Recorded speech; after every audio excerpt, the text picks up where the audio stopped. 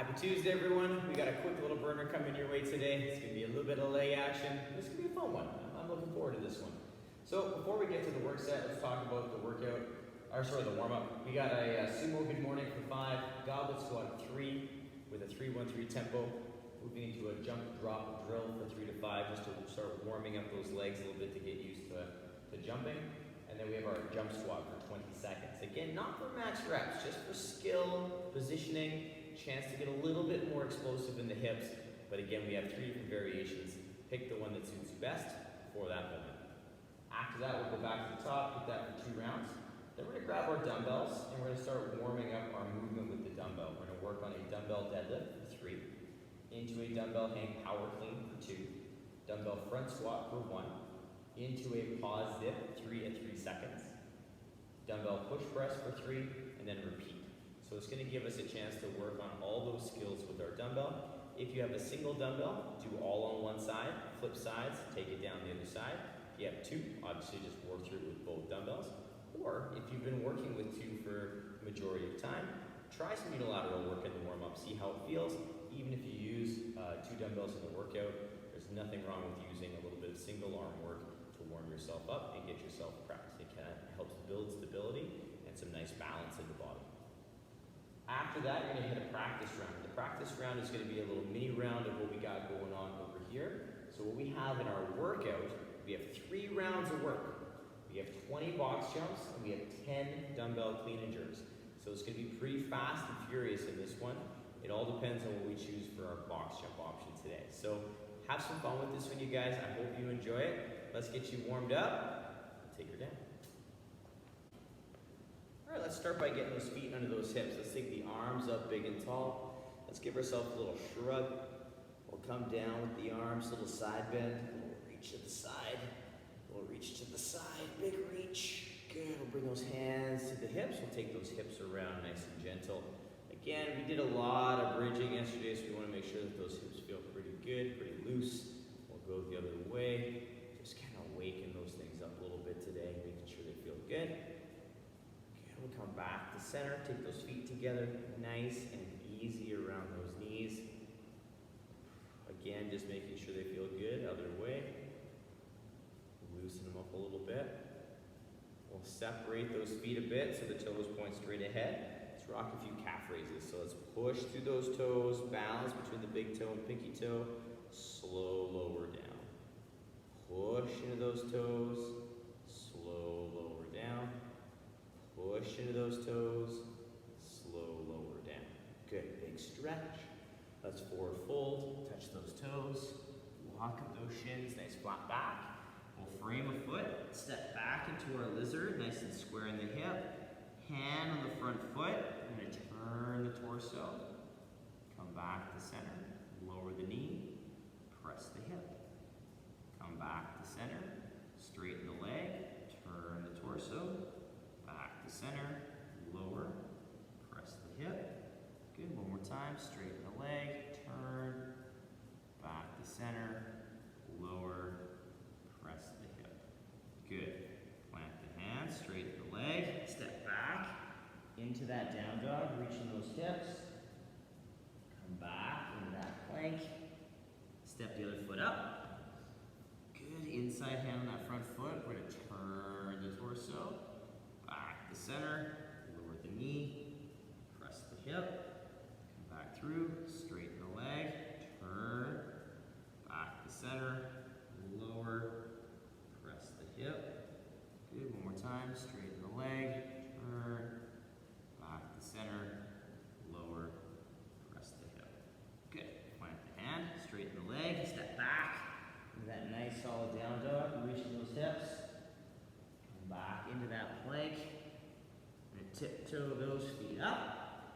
We're gonna roll ourselves up, big stretch, big reach, big reach. Come down. Whew. Let's get ourselves fired up and ready to go. If there's anything that you'd like to do on your own, just to get your body prepped after yesterday, shoulders, hips, whatever you need to do, pause the video, take that down. I'm gonna get you guys going on this first phase of warm-up. With our first phase, we're going to start off with a Sumo good morning. So we're going to separate our feet a little bit into our Toes can be slightly out or straight ahead. I'm going to set my ribs and hips nice and tall and tight. And I'm going to use these hands as a little reference. If you'd like to, you can. I'm going to pull my hips back, keeping my big toes on the floor, but my weight centered to the laces. And then I'm going to stand up nice and tall, just opening the hips fully.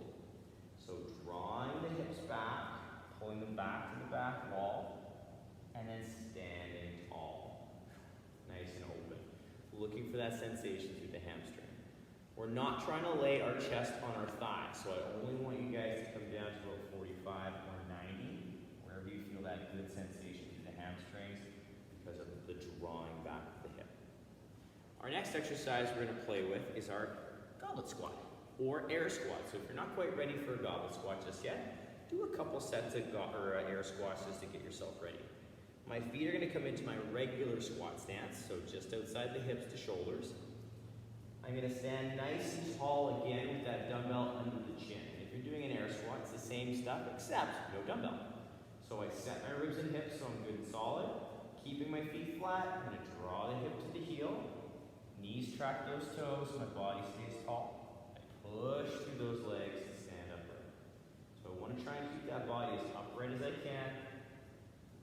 Keeping those hips tracing towards the heels and nice and tall. So we're going to work that nice steady pace at a 3-1-3 tempo. So a little slower, gives you a little bit of time to feel your balance, feel where your weight is in the foot.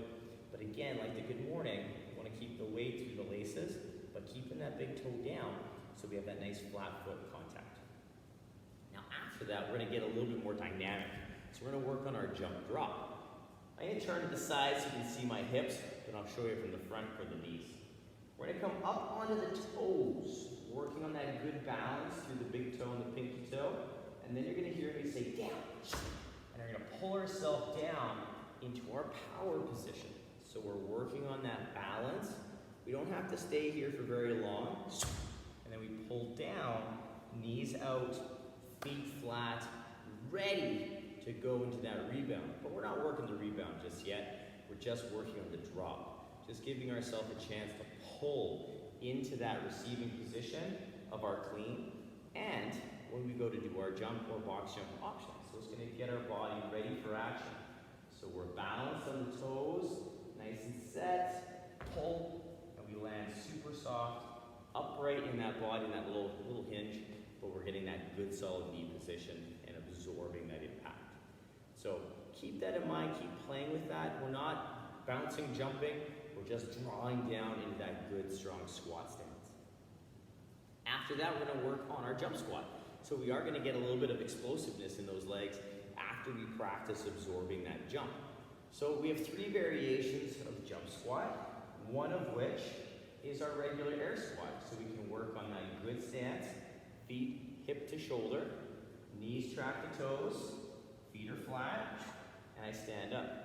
So if I'd like to, and if I'm comfortable with it, I can stand with a little bit more speed out of the bottom to work on that good acceleration. My other variation, exact same setup, I draw down, push, and then pull. So I'm driving through those legs more aggressively, which are going to pull my heels off the floor, but my toes stay in contact. And I am going to get that lift because of those legs and hips. And then I draw back into that same stance. We don't have to worry about finding our proper stance because our feet don't move, so we can work on a little bit more speed and aggressiveness. Now our last variation, we leave the ground. So same stance, same setup, same landing, but we just have to make sure our feet stay in that same position as I find the floor and absorb that impact into my bottom of the squat. So 3 different variations, play with what you will, mix and match them over the 20 seconds or the rounds if you'd like, but slowly start to build that nice explosive hip action with that squat. As a quick recap, we have a sumo good morning for 5, goblet squat for 3 at a 3-1-3 tempo, jump squat for a jump drop for 3 to 5 reps, and a jump squat for 20 seconds. Hard to say it, all those jumps. But take that time, work those skills, prime yourself up because they are going to come in handy once we hit that practice round and the workout. Pause the video, take them down, come back and join me. We're going to go through some dumbbell work to work those those skills. Okay. With our dumbbell work that we have today, you can do this conventional to the side, or you can take the dumbbell between the knees. It depends on what you're using. If you're using two, we're going to be taking the dumbbell down to the side on the outside, so our feet are going to be a little narrower.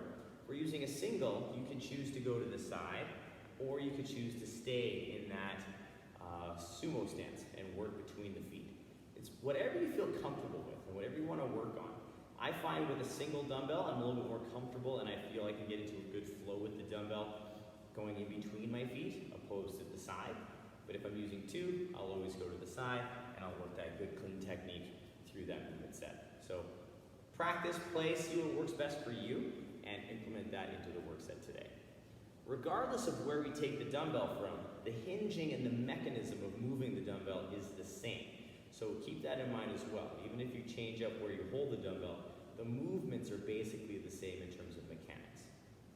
So first things first, I'm going to stand over top of the dumbbell. I'm about my squat stance, maybe a little bit wider. My toes will be slightly turned out, and I'm going to maintain that nice, strong, straight back as I take the hips back. I get to the knee, and then I'm going to maintain this angle as I lower my hips to the floor. I'm going to get a little deeper because my chest needs to come up, and I have to go a little deeper into my squat. I'm going to push through those legs, maintaining that good flat foot with the balance through my midfoot. I'm going to take it back down again to wherever I feel comfortable, maybe the floor, maybe just below the knee, depending on what position I can maintain my back position. And that's super, super important. Once I've done 3 reps, I'm going to go into a hang power clean. So we're going to take the dumbbell to the knee, and I'm going to push through those legs and hips and accelerate that dumbbell. I'm going to land in that little power squat, just like we did when we did our jump drop. And I'll come back down with the dumbbell. Take the dumbbell to the knee with that good hinge, drive through the legs, hold that good strong position for a beat, and then bring my feet back in if I need to. Once I've done my second clean, I'm going to set my feet in my good squat stance, and same as our goblet, same as our air squat, execute a dumbbell front squat. Drawing the hips to the heels, the knees track the toe, I get in that good position, and the only difference is I'm just pushing into this dumbbell a little bit with the arm to maintain position with that upper body. Once I've finished the front squat, I bring my feet in a little bit, I'm going to work on a pause dip. So keeping my hip under my shoulder, I'm going to pull the hips down, my knees go slightly out, feet stay flat, but I'm nice and stacked. And then I'm going to push through my legs to stand up. Hold down, weights through the midfoot, feet are flat, push through those legs. One more time, pull the hips straight down, knees go slightly out, hips are stacked underneath of the shoulder, and then stand. Then we're going to execute that same dip without the pause. So I'm going to dip, big drive, to get that dumbbell overhead. Come down to the shoulder, dip, big drive with the legs, get that dumbbell moving. Back down one more time, dip, big drive. And again, our ideal overhead position has the biceps slightly behind the ear, or if we don't quite have that range, bicep even with the ear. And that's going to allow us to keep that dumbbell right over top of our midsection, so it's going to be balanced, it's going to be stable, and we're going to have the best chance of controlling the dumbbell overhead. So we have a nice little complex there. We have our dumbbell deadlift for 3, working on our range of motion for our cleans to come. Our hang power clean, working on that leg drive in that clean, keeping the dumbbell close. Front squat, just to wake up the legs a little bit. We don't have to full squat in our workout today, but it's nice because we are jumping to get those legs a little bit more fired up and work on a little bit of postural strength in our front squat.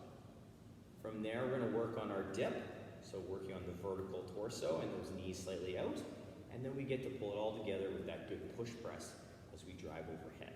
So take a few pieces out of each one to work on for you, whatever you feel like you have to work on the most. It might be the same thing, it might be staying in your midfoot, all right, who knows? But pick one thing, take it down, all right? So we have 2 rounds of that complex. If you have a single dumbbell, all on one side, all on the other. If you have 2, 2. If you have a bar at home, you can even use a bar for this work set and have some fun with that bar skill and work on a loading that challenges you but allows you to be Good with your technical positions and in those overhead positions. 2 rounds of that, then we're gonna get ourselves ready for our practice round. So pause the video, take down those skills, work that complex.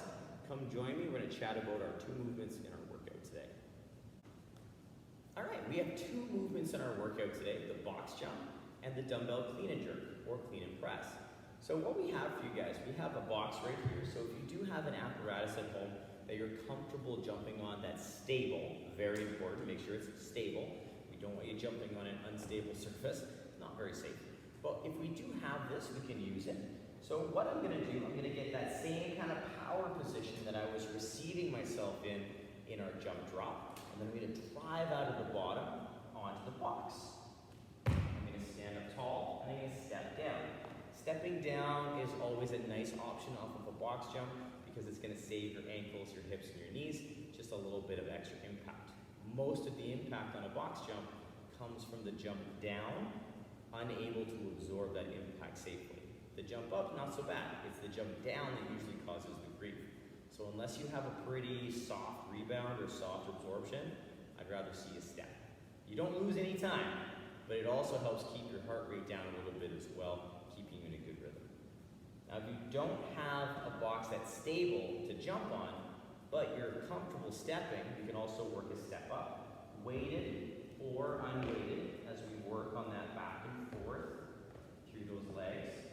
Okay, so opening up those hips as best we can.